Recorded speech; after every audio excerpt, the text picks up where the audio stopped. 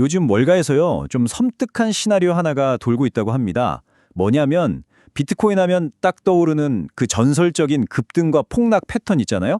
그게 만약에 영원히 깨져버렸다면 어떨까 하는 거죠. 자, 그래서 오늘 우리가 들여다볼 분석은요. 시간을 좀 앞으로 돌려서 가상의 미래, 바로 2025년에서 시작합니다. 월스트리트 분석가들이 비트코인의 미래에 대해서 아주 암울한 시나리오를 슬슬 퍼뜨리기 시작한 바로 그 시점이라고 상상해 보시는 거예요. 네, 바로 이 질문. 만약 폭발적인 상승과 하락이 끝났다면 이게 지금 시장의 불안감을 엄청나게 자극하고 있는 겁니다.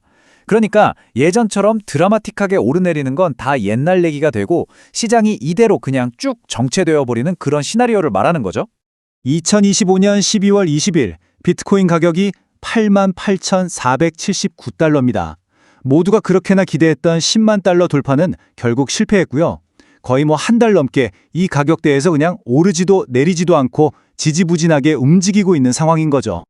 이쯤 되면 시장의 상승 동력이 완전히 사라진 것처럼 보이잖아요? 모두가 철석같이 믿었던 그 4년 주기에 진짜 균열이 생긴 걸까요? 오늘 바로 이 의문을 한번 제대로 파헤쳐 보겠습니다. 자, 먼저 투자자들이 왜 그렇게 패턴했는지 그 과거의 공식부터 간단하게 한번 짚고 넘어가 보죠. 역사적으로 보면요, 비트코인은 4년마다 돌아오는 반감기라는 이벤트가 있잖아요. 그게 있고 나서 한 18개월쯤 지나면 최고점을 딱 찍고 그 다음엔 또 큰 폭으로 하락하는 패턴을 계속 반복해왔어요. 2017년 그리고 2021년이 딱 그랬죠. 그래서 다들 2025년에도 당연히 이 패턴이 반복될 거라고 예상했던 겁니다. 그런데 말이죠. 지금 분석가들이 걱정하는 게 바로 이 탈 패턴이라는 현상입니다. 이게 뭐냐면 말 그대로 과거의 공식이 더는 안 통하게 됐다는 거예요. 엄청난 폭등도 또 무서운 폭락도 없는 완전히 새로운 국면에 들어섰다는 거죠. 자, 그럼 한번 제대로 파고들어 볼까요?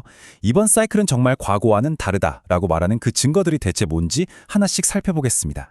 가장 강력한 신호 중 하나로 꼽히는 게 바로 이 MVRV 지표라는 건데요. 아주 간단하게 말해서 시장이 얼마나 뜨겁게 달아올랐나 이걸 보여주는 온도계 같은 거라고 생각하시면 돼요. 수치가 확 높으면 과열된 거고 낮으면 아직 차갑다, 즉 저평가 상태라는 뜻이죠. 자, 이 차트를 보시면 정말 흥미로운 게 뭐냐면 이 엄청난 차이예요.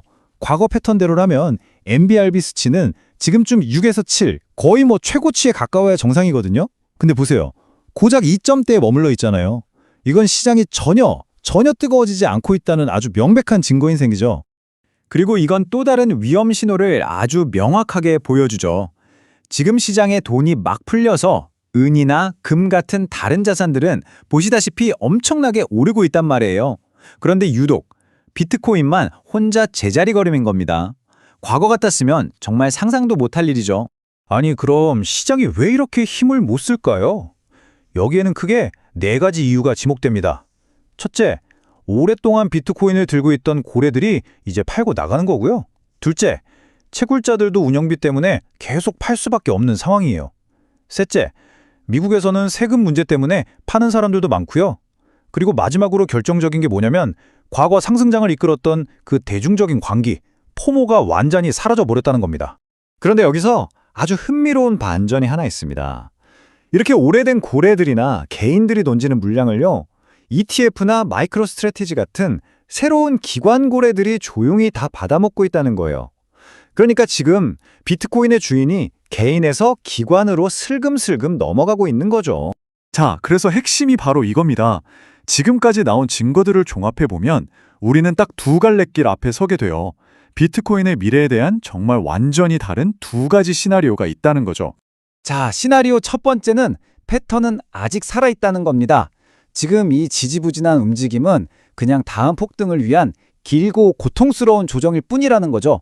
진짜 상승장은 2026년에 올 거다. 이런 희망적인 전망이에요. 반면에 시나리오 두 번째는 패턴은 이제 끝났다는 겁니다. 4년 주기는 이제 역사 속으로 사라졌고 비트코인은 금처럼 변동성 낮은 그런 성숙한 자산이 될 거라는 거죠. 그러니까 예전 같은 폭발적인 성장은 이제 기대하기 어렵다는 좀 더 현실적인 분석입니다. 결국 이 두 시나리오의 가장 큰 차이점이 뭔지 아시겠어요? 한쪽 길은 안정성을 원하는 기관 투자자들에게 좋은 거고요. 다른 한쪽 길은 대박을 꿈꾸는 우리 같은 개인 투자자들이 그토록 기다려온 길이라는 거죠. 바로 이 지점에서 희망이 딱 엇갈리는 겁니다. 자, 그럼 이렇게 불확실성이 커진 새로운 시장에서 우리 투자자들은 대체 어떻게 해야 할까요? 새로운 투자 전략을 한번 살펴보겠습니다. 이제 예전처럼 시장 타이밍을 딱딱 맞추는 전략은 더 이상 통하지 않을 수 있습니다. 그래서 새로운 전략이 필요한데요. 첫째, 18개월이 아니라 최소 5년에서 10년을 내다보는 긴 호흡이 필요하고요. 둘째, 변동성에 휘둘리지 않으려면 꾸준히 조금씩 사모으는 분할 매수 전략이 아주 중요해졌습니다. 셋째, 이제 10배, 100배의 대박을 노리기보다는 꾸준한 성장을 목표로 기대치를 좀 낮춰야 하고요. 마지막으로 오를 때와 내릴 때를 모두 대비하는, 즉 두 가지 시나리오에 대한 계획을 다 세워둬야 한다는 겁니다. 결국 이 모든 변화가 말해주는 건 딱 하나인 것 같아요. 비트코인 투자는 단거리 달리기가 아니라 마라톤이라는 거죠. 단기 시세만 보고 뛰어드는 시대는 이제 끝나고 길게 보고 인내하는 투자자가 결국 승리하게 될 거라는 겁니다. 자, 여러분은 어떻게 생각하세요?